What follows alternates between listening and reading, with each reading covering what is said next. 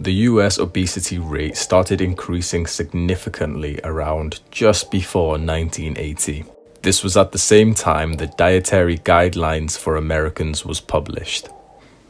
The NHS released their Eat Well guide in 2016, still emphasizing a high-carb, low-fat diet. After what recent year do you think there was a small but significant rise in obesity?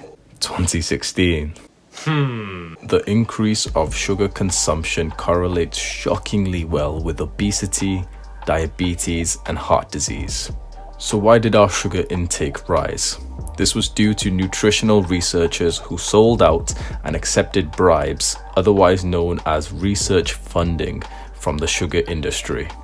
Dr. Mark Hegsted and Frederick Stare took bribes from the Sugar Research Foundation. The researchers were paid the equivalent of $6,500, which is roughly $50,000 of today's money, to counter previous research linking sugar and heart disease.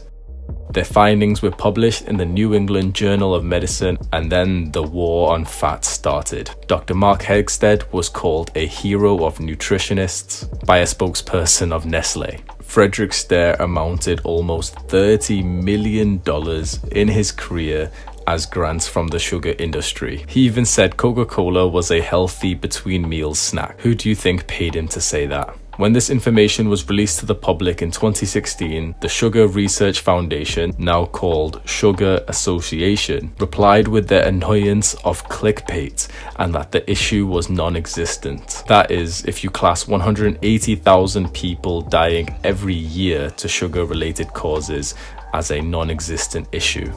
But didn't the dietary guidelines that I mentioned before recommend to avoid sugar? They did. That's where it starts getting a little more confusing. Although these guidelines suggest to limit sugar, they heavily promoted carbs and even went so far to say that fats were quite unnecessary. In my opinion, it's extremely difficult, if not impossible, to avoid sugar and spiking your insulin when on a high-carb diet. It's interesting that the guidelines we see literally have it all backwards. We're being recommended the opposite of the diet that humans ate before obesity became common. Humans have never relied on high-carb diets. We've always had high fat and moderate protein. If 70% of the people in your country are overweight or obese, that's a massive indicator that your country's general nutritional advice is horrible and should be avoided.